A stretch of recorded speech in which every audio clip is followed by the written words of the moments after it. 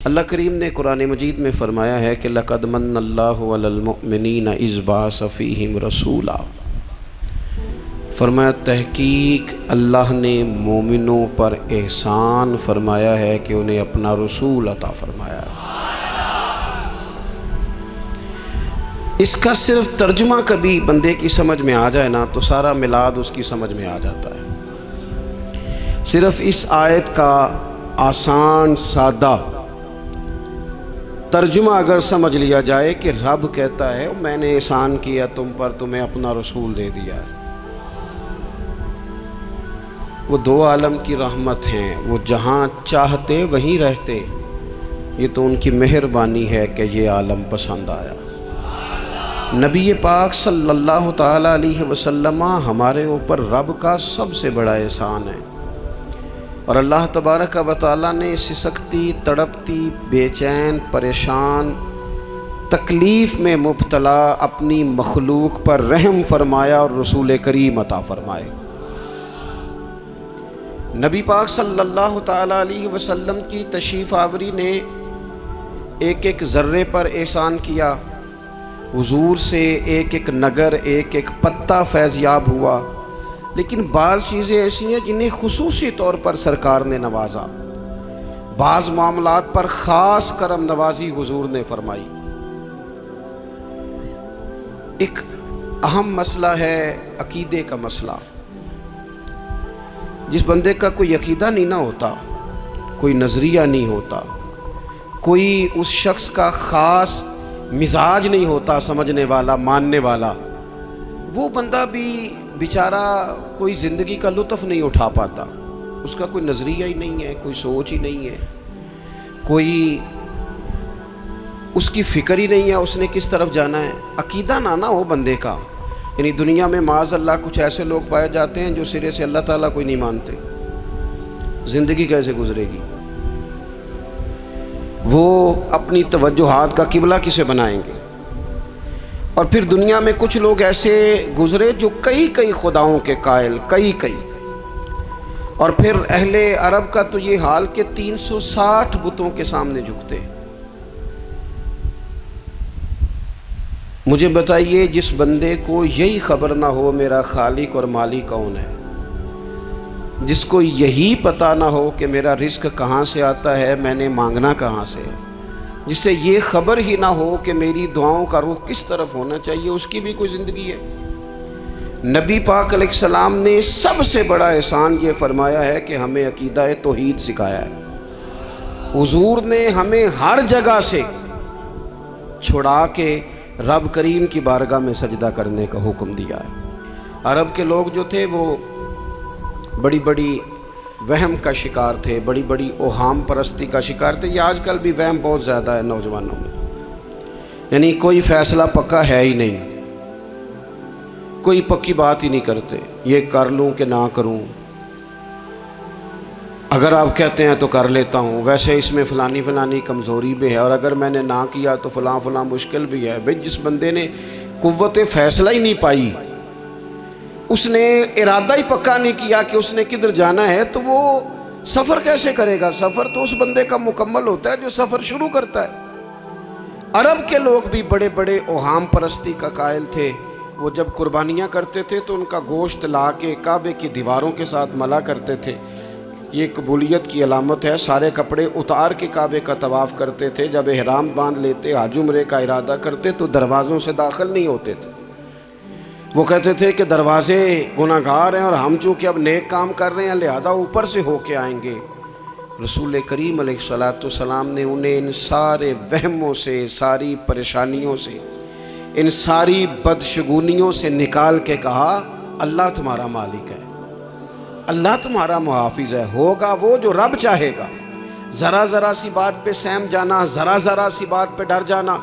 حضور نے لوگوں کو قوت فیصلہ عطا کی، اور اتنی بڑی قوت فیصلہ حضور نے دی کہ کل تک جو فیصلہ کر نہیں نہ پا رہے تھے، آج انہوں نے اس طرح کے فیصلے کیے کہ اپنی ساری کی ساری اولادیں لے کر وہ میدانوں میں کھڑے ہو گئے۔ وہ ڈٹ گئے کہ ہم نے کفر کے مقابلے میں جہاد کرنا ہے۔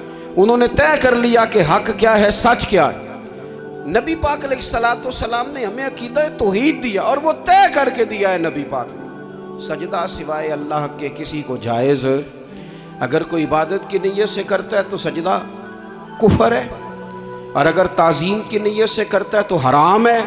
اعلیٰ حضرت بریلوی رحمۃ اللہ علیہ نے 50 کے قریب دلائل کتاب و سنت سے اور 100 سے زیادہ دلائل فقہ اور اصول فقہ سے بیان فرمائے ہیں کہ کسی اور کے لیے تعظیمی سجدہ بھی حرام ہے۔ نبی پاک علیہ السلام تشریف فرما تھے تو کچھ جانوروں نے آ کے حضور کے قدموں پہ سجدہ کیا، پیش نظر ہے وہ نوبہار اور سجدے کو دل ہے بے قرار، روکیے سر کو روکیے یہی تو امتحان ہے۔ کچھ جانوروں نے جب سجدہ کیا تو صحابہ عرض کرنے لگے یا رسول اللہ صلی اللہ تعالیٰ علیہ وسلم ہمارا بھی دل کرتا ہے، تو حضور نے فرمایا بھی سجدہ سوائے رب کے کسی کے لیے جائز نہیں ہے، ہاں اگر جائز ہوتا تو میں خاتون سے کہتا کہ اپنے شوہر کو سجدہ کرے۔ نبی پاک علیہ الصلوۃ والسلام نے حد بندی کر دی۔ اور پھر دیکھیں یہ جو ہم میلاد مناتے ہیں نا، یہ میلاد اللہ تعالیٰ کی توحید کا بہت بڑا اعلان ہے۔ ہم کہتے ہیں نبی پاک کا میلاد ہوا، جس کا میلاد ہوتا ہے وہ خدا نہیں ہوتا، جو پیدا ہوتا ہے وہ رب۔ جب ہم میلاد منا رہے ہوتے ہیں تو ہم یہ بتا رہے ہوتے ہیں بھئی حضور خدا نہیں، حضور تو 12 ربیع الاول کو پیدا ہوئے، تو جو پیدا ہو رب پیدا، لم یلد ولم یولد، اللہ تبارک و تعالیٰ پیدا نہیں ہوتا، مالک تو ازلی ابدی شان رکھتا ہے۔ اس لیے عقیدہ توحید بندے کو مضبوط کر دیتا ہے۔ انسان جب عقیدہ توحید والا ہو جاتا ہے، اور نبی پاک علیہ السلام دنیا میں رب کی طرف بلانے آئے، وداعیا الی اللہ باذنہ وسراجا منیرا، حضور نے لوگوں کو اللہ کی جانب دعوت دی۔ جب انسان توحید والا ہو جاتا ہے تو مضبوط ہو جاتا ہے، وہ کسی سے نہیں ڈرتا، وہ سمجھتا ہے ہونا تو وہ ہے جو میرا رب چاہے گا، مجھے پریشان ہونے کی ضرورت کیا ہے۔ پھر اس کا بھروسہ بھی اللہ تعالیٰ پر، اس کی امیدیں بھی اللہ رسول سے، اس کی توجہات کا قبلہ بھی سارا ادھر ہی۔ تو حضور نے لوگوں کو عقیدہ دیا، مضبوط کیا۔ رسول پاک صلی اللہ تعالیٰ علیہ وسلم نے ذہنوں کو پختگی عطا فرمائی۔ تو سب سے بنیادی چیز حضور کا جو احسان ہے وہ عقیدہ ہے۔ پھر بعض خاص طبقات پر حضور نے خاص احسان کیا۔ آج بھی پوری دنیا میں ڈھنڈورا پیٹا جاتا ہے عورتوں کے حقوق کا، پوری دنیا کے اندر، اور بعض لوگ عورتوں کو بڑا دھوکہ دیتے ہیں، کہتے ہیں تمہیں حق نہیں ملتے لہٰذا تم سڑکوں پہ آ جاؤ، معاذ اللہ، تمہیں حق نہیں ملتے لہٰذا تم معاذ اللہ بازاروں کی رونق بن جاؤ۔ عورتوں کو بڑا پریشان کیا جاتا ہے حقوق کے تعلق سے۔ نبی پاک علیہ السلام کی آمد سے پہلے کوئی خاتون کے ساتھ سلوک اچھا نہیں کیا جاتا تھا، اس کا کوئی جائیداد میں حصہ نہیں تھا۔ عورت کا خامد اگر فوت ہو جاتا تو وہ اپنے سسرال کے خاندان کی پراپرٹی بن جاتی، معاذ اللہ، اور جس کے مرضی چاہے سپرد کر دیتے۔ ہندوستان کے بعض علاقوں میں ایسی کبھی رسمیں بھی پائی جاتی تھی کہ بعض عورتیں اپنے خامد کے ساتھ جل جانا مناسب سمجھتی تھی کہ بعد میں کوئی زندگی تو ہوگی نہیں، اور بیوہ خاتون اور طلاق یافتہ خاتون، اس کے بارے میں تو لوگوں کا خیال تھا کہ شاید یہ خاتون بالکل سوسائٹی اور سماج کا حصہ ہی نہیں ہونی چاہیے۔ قربان جائیں، یہ اعزاز میرے نبی پاک نے دیا ہے۔ حضور نے پہلی شادی ہی اس خاتون سے کی ہے جن کا پہلے بھی نکاح ہو چکا تھا، اور خاتون کو حضور نے حقوق دیے، جائیداد میں حصہ دیا۔ کہا جو بیٹیوں کی بہنوں کی پرورش کر کے آئے گا اور اچھی پرورش کر کے انہیں روانہ کر دے گا، جس طرح میری 2 انگلیاں جڑی ہوئی ہیں میرے ساتھ جڑ کے جنت میں جائے گا۔ اور ایک روایت میں فرمایا کہ جب کسی کے ہاں بیٹی پیدا ہوتی ہے نا تو اللہ فرشتوں کو بھیجتا ہے، اور وہ اس کے گرد کھڑے ہو جاتے ہیں اور گھر والوں کو سلام کہتے ہیں، اور کہتے ہیں یہ ضعیفہ ایک ضعیفہ سے پیدا ہوئی ہے، یہ کمزور، یعنی صنف کے لحاظ سے کمزور نازک بچی، ایک نازک ماں سے پیدا ہوئی ہے۔ فرشتے کہتے ہیں جو اس کی پرورش کرے گا نا، اللہ قیامت تک اس کی مدد کرے گا، اس کی ہمیشہ مدد ہوتی رہے۔ اور نبی پاک صلی اللہ تعالیٰ علیہ وسلم کی خدمت میں آ کے جب خواتین نے کہا تو نا یا رسول اللہ ہمارے تو دین دنیا کے معاملات میں مردوں کے تعلق سے کمزوری ہے، کئی دن تو ہم ویسے نماز نہیں پڑھ سکتی مہینے میں، کئی دن تو ہم ویسے عبادات کے قریب نہیں جا سکتی، جہاد پہ ہم نہیں جاتی، گواہی ہماری مردوں کے برابر نہیں، تو یا رسول اللہ صلی اللہ علیہ وسلم ہمارا بھی کوئی اعزاز ہے؟ تو حضور نے فرمایا جب کوئی خاتون حاملہ ہوتی ہے نا تو اللہ اسے اتنا ہی ثواب دیتا ہے جتنا جہاد کرنے والے کو ثواب دیتا ہے، اور جب بچہ پیدا ہوتا ہے تو اللہ تعالیٰ اسے شہادت کا درجہ عطا کرتا ہے، اور جب وہ بچوں کو دودھ پلاتی ہے تو رب اسے غلام آزاد کرنے کا ثواب عطا کرتا ہے۔ ایک دفعہ نا نبی پاک صلی اللہ تعالیٰ علیہ وسلم کی خدمت عالی مرتبت میں حضرت عائشہ صدیقہ رضی اللہ تعالیٰ عنہ نے ایک واقعہ عرض کی حضور آج میرے ساتھ عجیب معاملہ ہوا، میں گھر میں اکیلی تھی تو ایک خاتون 2 بیٹیوں سمیت آئی، اس نے کہا کہ میں بھی بھوکی ہوں، میری بیٹیاں بھی پریشان ہیں، کھانا نہیں کھایا۔ سیدہ پاک کہتی ہیں یا رسول اللہ میرے پاس بھی 3 کھجوریں تھیں گھر میں پڑی، یہ 2 جہاں کے شاہ ہیں پر پاس کچھ رکھتے نہیں، اور 2 جہاں کی نعمتیں ہیں ان کے خالی ہاتھ میں۔ فرماتی ہیں وہ 3 کھجوریں میں نے ان 3 ماں بیٹیوں کو دے دی، ماں نے پہلے ایک کھجور دونوں بیٹیوں کو دی، پھر بچیاں وہ کھجور کھا کے ماں کی طرف دیکھنے لگی تو جو کھجور ماں کے پاس تھی اماں نے اس کے بھی 2 حصے کر کے بیٹیوں میں بانٹ دیے۔ حضرت عائشہ عرض کرنے لگی یا رسول اللہ میں نے یہ بڑا نرالا رنگ دیکھا ہے، ماں کا اپنے بچوں سے پیار کا انداز۔ تو حضور نے کیا فرمایا؟ نبی پاک علیہ الصلوۃ والسلام فرمانے لگے سن پھر اللہ تعالیٰ نے اس عورت پر جنت کو واجب کر دیا ہے، فرمایا اللہ نے اسے جہنم سے دور کر دیا جو بیٹیوں کے معاملے میں آزمایا گیا، اور جس نے پھر ان کے ساتھ اچھا سلوک کیا۔ اپنا حضور کا عمل یہ تھا کہ حضور کی بڑی صاحبزادی سیدہ زینب رضی اللہ تعالیٰ عنہ، یہ حضور کی سب سے بڑی صاحبزادی ہیں، یہ بخاری میں آپ کو ملے گا کہ ان کی بیٹی جناب امامہ بنت زینب چھوٹی سی عمر تھی، تو جب حضور نماز کے لیے آتے تھے تو نواسی کو اٹھا کے ساتھ لے آتے تھے، اور وہ حضور نماز پڑھتے تھے تو وہ نبی پاک کے کندھوں پہ کھیلتی تھی۔ حضور نے عملاً بیٹیوں سے پیار کرنا سکھایا، بیٹیوں سے محبت کریں، بیٹیوں سے پیار کریں۔ بیٹیاں بڑی خیرخواہ ہوتی ہیں، بیٹیاں ماں باپ کی بڑی وفادار ہوتی ہیں، بیٹیاں بڑا خاص تعلق رکھتی ہیں۔ جوانوں آپ سے بھی کہوں گا بہنوں کی طرف توجہ رکھیں، جو کسی کی بہن آپ کے گھر ہے اس کا بھی خاص احساس کریں، وہ بھی کسی کی بہن ہے، لیکن اپنی بہن کے ساتھ بھی خاص نسبت کا تعلق قائم رکھیں، رشتوں میں اعتدال ہونا چاہیے۔ اس صنف کو نبی پاک علیہ السلام نے خاص کر کے نوازا ہے، اور ہمارا بھی ان کے ساتھ خاص رشتہ ہونا چاہیے۔ اسی طرح کا معاملہ یتیموں کے ساتھ ہے، کمزوروں کے ساتھ ہے۔ دیکھو آج نا ہمارے ہاں کمزوروں، غریبوں، مسکینوں، یتیموں کی مدد تو کی جاتی ہے، لیکن انہیں لوگ اپنے ماحول کا حصہ نہیں بناتے۔ یعنی کبھی گئے تو غریبوں میں آٹا بانٹ آئے، کبھی گئے تو غریبوں میں جا کے کپڑے تقسیم کر آئے، کبھی گئے تو غرباء کو کچھ وقتی طور پر کچھ ضروریات زندگی دے دی، کبھی عیدیاں بانٹ دی، کبھی سیلاب زدگان میں چلے گئے۔ غرباء کو کچھ نہ کچھ صدقات تو دے دیے جاتے ہیں، ان پر کچھ خیرات تو کر دیا جاتا ہے، لیکن انہیں سوسائٹی کا ماحول کا حصہ نہیں بنایا جاتا۔ ایسا نہیں ہوتا کہ ان غرباء کے بچوں کو اٹھا کے بڑے شہروں میں لایا جائے، ان کی تعلیم کا خیال کیا جائے، انہیں اپنے ماحول میں رکھا جائے، ان کی بہترین پرورش کا بندوبست کیا جائے۔ کائنات میں بڑے لوگوں نے کام کیا ویلفیئر کا، بڑے لوگوں نے غریبوں کے ساتھ تعاون کیا، بڑے لوگوں نے محبت کی، سب قابل تعریف ہے، لیکن ہم نے یہ کیا کہ ان کی امداد تو کی لیکن ان کی محرومیوں کا ازالہ نہیں کیا۔ اور وہ امداد لے رہے تھے تو ان کی پچھلی نسل بھی امداد لے رہی تھی، یہ نسل بھی امداد لے رہی، اور خدا نہ کرے کہ اگلی نسل کو بھی امداد لینا پڑے۔ میرے نبی پاک صلی اللہ تعالیٰ علیہ وسلم کا انداز کچھ اس طرح کا ہے کہ امام بہقی نے لکھا ہے، حضرت بشیر بن عقبہ رضی اللہ تعالیٰ عنہ کہتے ہیں میرے والد انتقال کر گئے تھے، اور میں ایک جگہ پہ بیٹھ کر رو رہا تھا کہ نبی پاک صلی اللہ تعالیٰ علیہ وسلم میرے قریب سے گزرے، کیوں روتے ہو؟ یا رسول اللہ میرے والد کا انتقال ہو گیا، میری والدہ رخصت ہو گئی۔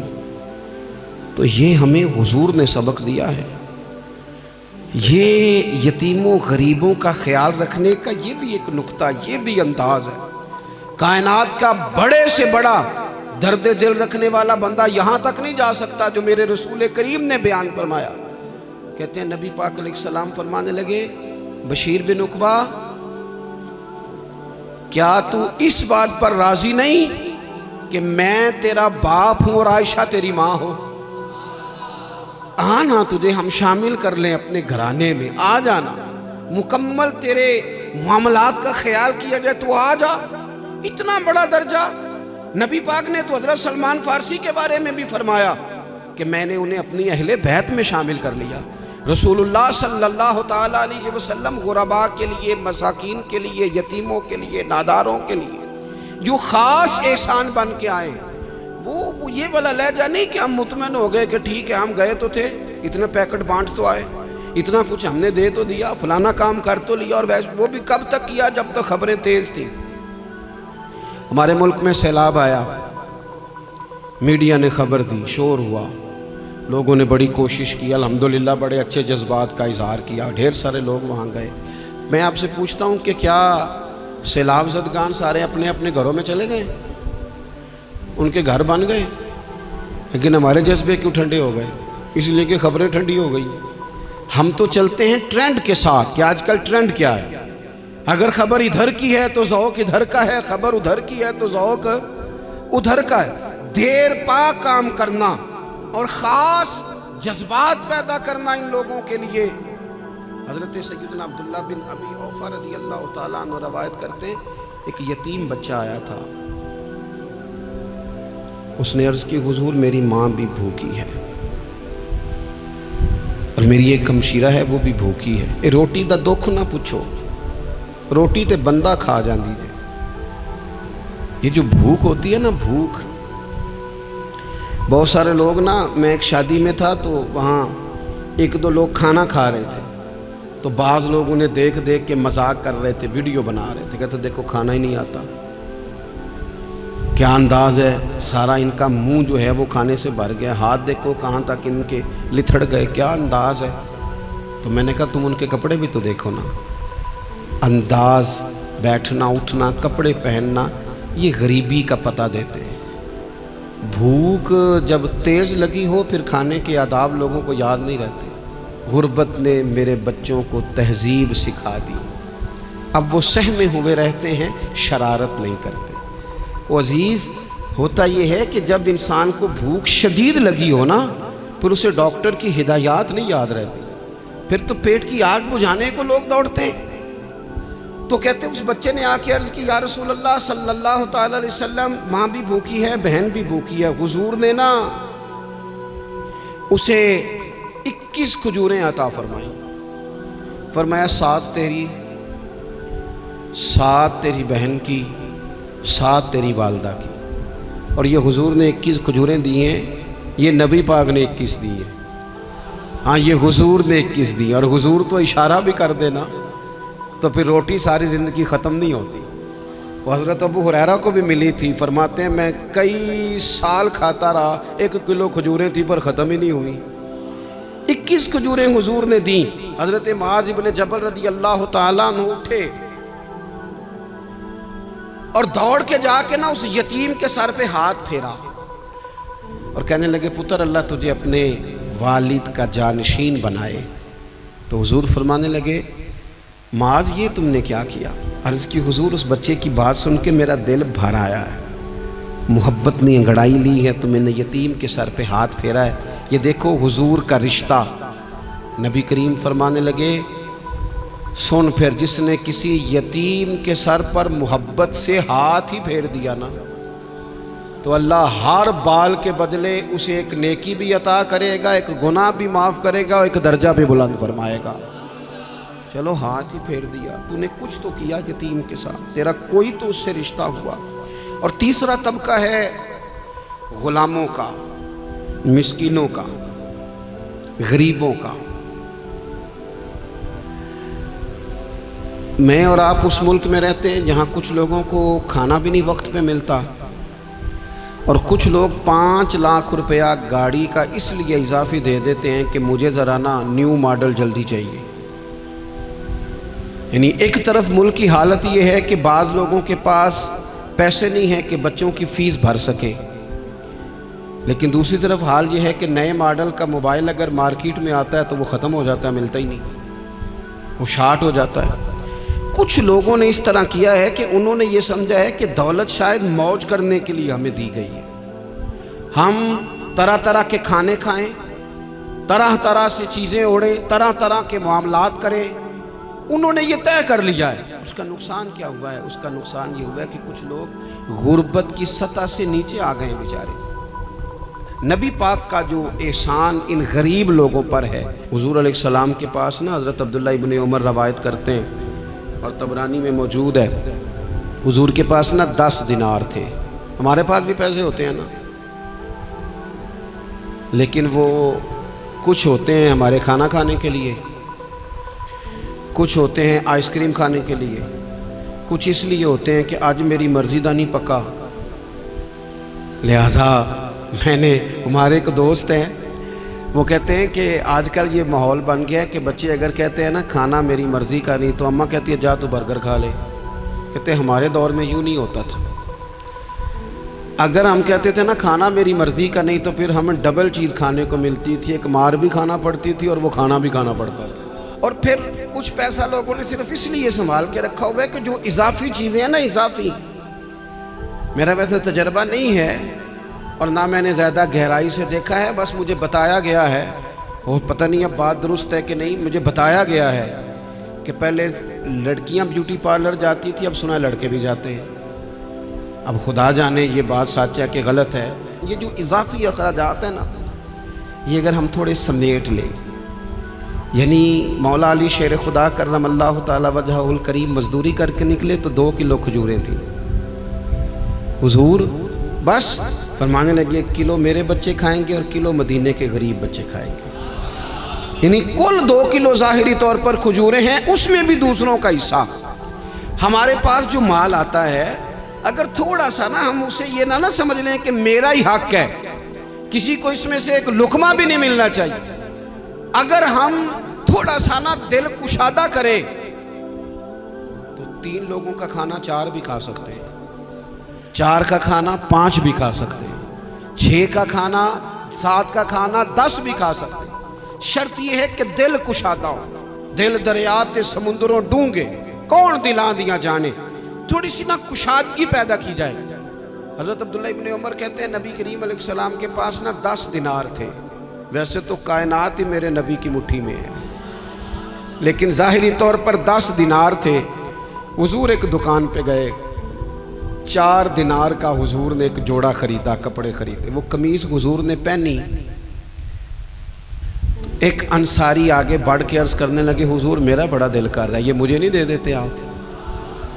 تو حضور خوش ہو گئے، یہ میرے محبوب کا دروازہ ہے کہ جب کوئی مانگتا ہے تو حضور خوش ہو جاتے ہیں۔ نبی کریم سے مانگا اس شخص نے تو حضور خوش ہو گئے، اور محبوب نے وہ کرتا، وہ کپڑے اتار کے اس انصاری کو عطا کر دیے، اور 4 دینار کے اور خرید لیے، باقی بچے 2 دینار۔ نبی کریم وہ لے کے نکلے، رخصت ہوئے گھر جانے کے لیے، تو رستے میں خاتون کو روتے ہوئے دیکھا، حضور رک گئے، فرمایا کیوں رو رہی ہو؟ عرض کرنے لگی یا رسول اللہ صلی اللہ تعالیٰ علیہ وسلم میں فلاں آدمی کی کنیز ہوں، نوکرانی ہوں، اس نے آٹا لینے بھیجا تھا 2 دینار کا، وہ 2 دینار گم ہو گئے، حضور نے 2 دینار اسے عطا کر دی، وہ دیے تو وہ پھر رو رہی تھی، فرمایا اب کیوں روتی ہو؟ کہنے لگی یا رسول اللہ ڈرتی ہوں دیر بڑی ہو گئی، یا مار ہی نہ پڑے۔